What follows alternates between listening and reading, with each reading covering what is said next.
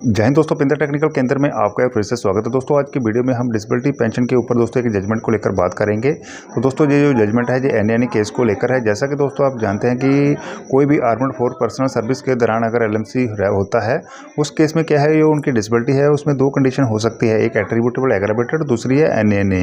वहीं पर दोस्तों अगर उनकी डिसेबिलिटी एट्रीब्यूटेबल या फिर एग्रावेटेड बाय मिलिट्री सर्विस रहती है तो उस केस में क्या है, उनको क्या है डिसेबिलिटी का जो बेनिफिट है वो दिया जाता है। वहीं पर अगर उनकी जो डिसेबिलिटी है वो एनएनए रहती है, यानी कि एनएनए में काउंट होती है, तो दोस्तों उस केस में उनको किसी प्रकार का कोई भी जो बेनिफिट है वो नहीं दिया जाता है।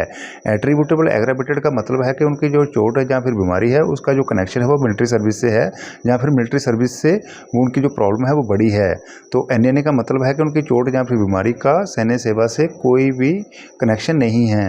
तो ये तो दोस्तों हो गया एट्रीब्यूटेबल एग्रावेटेड और एनएनए, ये मतलब है इसका। तो यहाँ पर दोस्तों अगर एनएनए केस रहता है तो वहाँ पर उनको किसी प्रकार की कोई भी जो डिसेबिलिटी पेंशन है वो ग्रांट नहीं की जाती है। रिटायरमेंट के बाद दोस्तों उनके पास ऑप्शन होता है फर्स्ट अपील, सेकंड अपील करने का। तो वहाँ पर भी दोस्तों अगर उनकी डिसेबिलिटी पेंशन को रिजेक्ट कर दिया जाता है तो फिर दोस्तों आगे ऑप्शन है एएफटी का। दोस्तों अगर आप एएफटी की ओर रुख करते हैं तो दोस्तों आपकी डिसेबिलिटी के अनुसार आपको फायदा मिलेगा नहीं मिलेगा ये तो दोस्तों कोर्ट ही डिसाइड करेगा। दी हिंदू की अगर एक रिपोर्ट की बात करें तो दोस्तों एक जजमेंट को रीड कर लेते हैं कि किस तरह से दोस्तों जो दो सैन्य अधिकारी हैं उनका जो डिसेबिलिटी का केस है वो एनएनए होता है। जब वो एएफटी की ओर रुख करते हैं तो दोस्तों जो फैसला है वो उनके पक्ष में जाता है, यानी कि उनको डिसेबिलिटी पेंशन देने का जो आदेश है वो जारी कर दिया जाता है। लेकिन दोस्तों केंद्र क्या करती है कि वो एएफटी का आदेश था उसी के खिलाफ उसी को चुनौती देने के लिए दिल्ली हाई कोर्ट की ओर रुख करती है।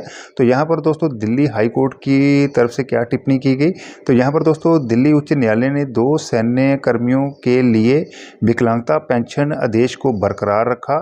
न्यायालय ने देशभक्ति पर पूर्व अमेरिकी राष्ट्रपति केनेडी के उत्तेजक शब्दों को याद किया कि जब हम चिमनी के पास बैठकर गर्म कैपुचिनो की चुस्की ले रहे होते हैं तो सैनिक सीमा पर बर्फीली हवाओं का सामना कर रहे होते हैं।